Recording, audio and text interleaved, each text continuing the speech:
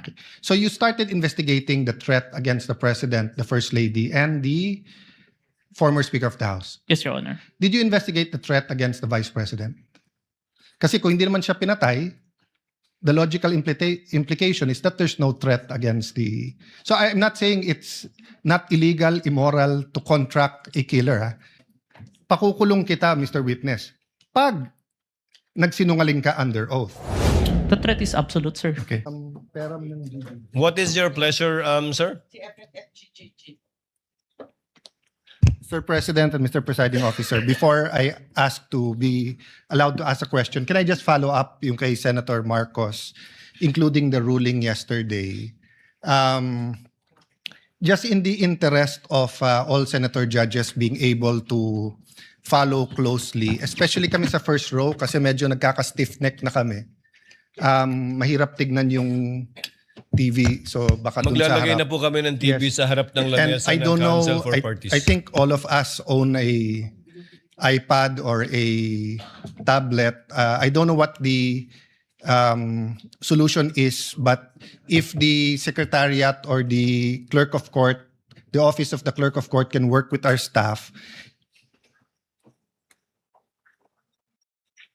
just to give you an example for today, no? If you look at the impeachment complaint on page 19, for example, it says that the affidavit we're looking for kanina, footnote number 72, is this one. In the impeachment complaint, no? It's found on Annex G. Okay. So this is Annex G. If you look at Annex G, it is a certification, not an affidavit. Okay. So where do you find the affidavit mentioned in the impeachment complaint?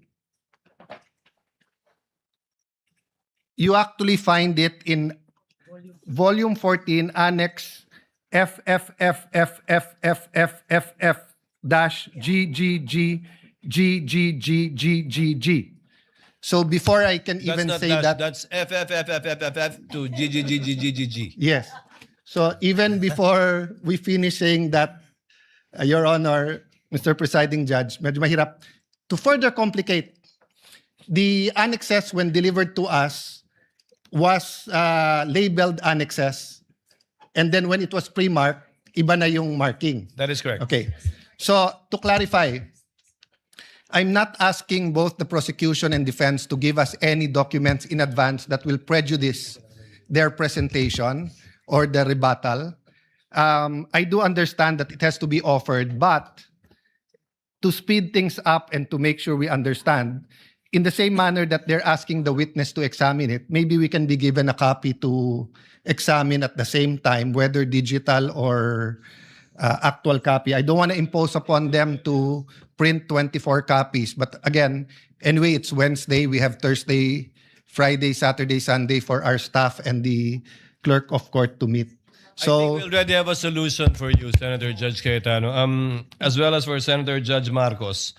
We will be furnishing the parties either via soft copy to your respective iPads or laptops, or we will enter their official emails as well. Kayo na po mag-print ng hard copy ng list of evidences as marked, as pre-marked by the prosecution na ipe-present for Article 4. And we will do this by article. However, insofar as I said, the documents presented by the counsel for respondent, these have not yet been pre-marked. But I don't think there's anything wrong with asking for a copy from the counsel for respondent. On that point, for our guidance, whether or not the same will be offered without prejudice to respond to On counsel that for point- respondent, deciding on whether or not they will offer it at the appropriate time. on that point, Mr. Presiding Officer, even if it's pre-marked, if it will prejudice their presentation, I don't mind it be given in real time.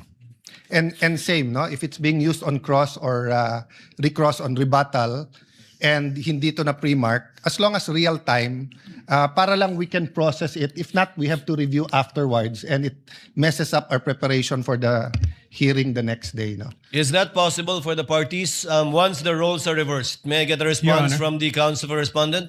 Your Honor, first we'll clarify everything that was showed today was pre-marked by the respondent. That's not my understanding because the DOJ letter you pre-marked is different from the DOJ letter that we have pre-marked. But we'll verify. So everything was pre-marked, Yes, Your Honor.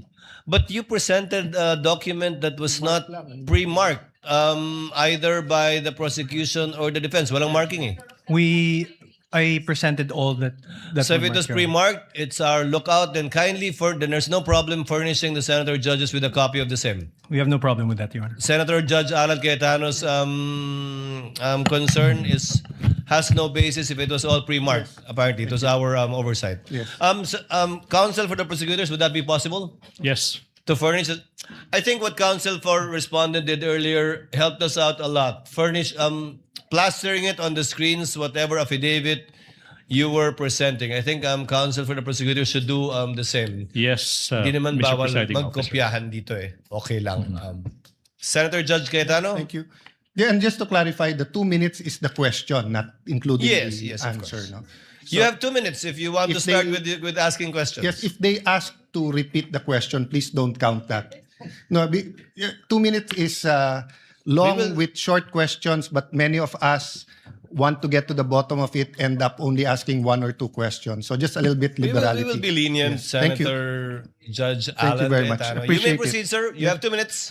A question for the witness, and maybe to put all of us in check, I don't mind if any of the counsel says na medyo hindi maayos yung question.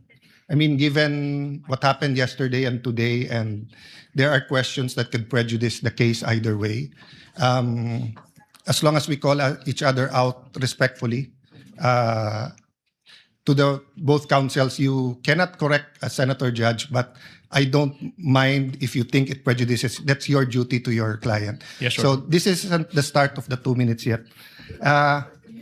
Sa magandang hapon, Mr. Witness. Good afternoon, Your Honor. Medyo mahaba na yung pag-upo mo dyan, but allow me a few questions. No? Yung circumstance lang, so paano nagsimula yung investigasyon na na-involve ka? Were you from the start o hindi? At written instructions ba to? O sinabi, oy, may investigasyon tayo? Just konting clarity, paano na umpisa yung specific investigation? And was it based on the November 3 video? Tama ba? November 23, Your Honor. Okay. It all started, I received a phone call, sir, from my executive officer that there is a video wherein there is a statement given by the Vice President, which is classified as threat, and I was tasked and assigned to investigate the case, sir. Okay. So basically, ganun yung pagkasabi na I'm tasking you to look at the video, investigate. Yes, Your Honor. Were you working alone or with a group? With a group, Your Honor. NBI group. Yes, Your Honor. And was this is there an interagency also or just purely NBI? Don't have personal knowledge. Maybe our chief, sir, has the Okay. knowledge on that, sir. Yes. No, that's all I asked for naman, yung personal knowledge. Yes, Your Honor. So pakiulit mo yung sinabing, how exactly sinabi sa'yo na tignan mo yung video, imbestigahan mo, or may statement? So, To be specific, sir, as far as I remember, may statement si Vice President regarding the November 23 press conference na kung saan may pagbabanta na naganap, Okay. pakiimbestigahan. pakiimbestigahan. So, ganun ka-general. May Yes po. pagbabantang naganap, pakiimbestigahan. Yes po. And you proceeded by watching the video. Yes, Your Honor. And when you watched the video, you got to the part na may pagbabanta. No, Your Honor. I first don't know which part of that. So you watched the whole video, of course. First, the clippings, Your Honor. Okay. Then, I look for the whole video, Your Honor. Then you watched the whole video. Yes, Your Honor. And thank you for your honesty. So after the clipping, tapos the whole video, what did you do next? You reported or you made your recommendations? I don't understand the process lang kasi. Upon identifying the whole video, I informed my executive officer that I identified the video, Your Honor. And then yung sinabi mo yesterday, then you started looking for patterns That's why you looked at yung dating mga video ni Vice President. Yes, Your Honor.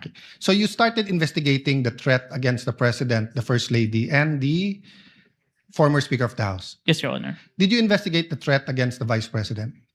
We tried, Your Honor. How did you try? It is included in our letter to the Vice President, Your Honor. That's why we're inviting her to proceed to our office to investigate the threats to her life, Your Honor. How about the vlogger who asked her about Oplan or whatever they call that Romanov? Did you invite them? Yes, Your Honor. And did they testify? The Princess Maui did not appear, Your Honor. Did not appear. Did you also look for previous videos that are threatening to the Vice President? We look on the Romanov part, Your Honor, Okay. but we identify a different person who first mentioned the Romanov, Your Honor. Did you coordinate with the PSG? I have no personal knowledge, Your Honor. You yourself? Yes, Your Honor. Maybe our chief, Your Honor. Yeah. But you are aware that the primary responsibility of protecting both the President and the Vice President is the PSG. Yes, Your Honor. So isn't it fair to say that any investigation against a threat to the first family, the president or the vice president, you would normally ask the PSG if they received any threat? I have no personal knowledge, Your Honor. No, I'm asking, hindi ba normal sa investigation kung sino yung primary agency na taga-protekta na lumalaban dun sa threat ay tatanungin natin? Yes, Your Honor. So bakit hindi tinanong ng NBI ang PSG? Or in your case, why didn't you ask the PSG? Maybe it can be answered by a chief, Your Honor. No, I'm not. I will ask your chief also. I'm asking you, when they said, look at this, you looked at other videos, you tried to get Princess Maui, you tried to get the vice president, but you didn't contact the PSG for the first lady, for the president, and for all you know, the PSG will tell you right there and there, the threat is real, or the PSG will say, politika lang yan. Diba? Both the vice president and the president are protected by the PSG. So why wasn't so nakalimutan lang or wala sa procedure nyo or Your Honor, there is already a statement from the National Security Council, Your Honor, that it is an active threat, Your Honor. That's why we start investigation. yes, and the primary group that will know if it's an active threat is the PSG. So if this was the United States, it will be the Secret Service. So whether the FBI or the CIA, state troopers, the federal marshals, kung sino man mag-iimbestiga, parati nilang tatanungin yung Secret Service. So I'm just curious why we did not ask the PSG input. Kindly Baka- wind up, Senator Cayetano. Senator Okay. Judge Cayetano. So, my last question is, how did you characterize the threat of the Vice President to the President? Given that ang exact words niya, huwag kang mag-alala ma'am sa security ko kasi may kinausap na akong tao, sinabi ko sa kanya, kapag pinatay ako. So that I'll be fair to you and not vague, no? Did that phrase, kapag pinatay ako, have any bearing in your investigation? Yes, Your Honor. And what was that bearing or thoughts in your mind? First of all po, dun sa statement, may nakausap na po. It already took place before pa yung mangyari yung meeting. And nung Excuse me. condition, I'm not talking about yung may kinausap Apo. na para pumatay. Ang sinasabi ko yung sinabi niya na pag pinatay ako. yes, Your Honor. How did that affect your investigation? There is a condition na kapag pinatay siya. But as we can see, it's only applicable if there is only two parties. The statement make a loophole wherein a third party can use that na kapag namatay si BP, ma-execute ngayon yung statement ni BP na may nakausap na siya without the participation of the one mentioned, the President, the First Lady, and the Speaker of the House, Your Honor. That's fair. But what I'm saying is that in your reports, did you characterize it as a conditional threat? Kasi kung hindi naman siya pinatay, the logical implication is that there's no threat against the... So I'm not saying it's not illegal, immoral to contract a killer. Ha? I'm just trying to follow the logic na pag sinabi kong pakukulong kita, Mr. Witness, pag nagsinungaling ka under oath, then it's actually not a threat. It's a legal, I'm just telling you the law, di ba? Pero pag sinabi kong pag hindi ka sumunod sa akin, ano yung kita. So, that's my last question lang. So, how did you characterize that? It wasn't a conditional in your mind? Because may kinausap na? Even with or without, sir, it's still considered a threat as long as the I person... have no doubt there. I'm just asking, is it a conditional threat?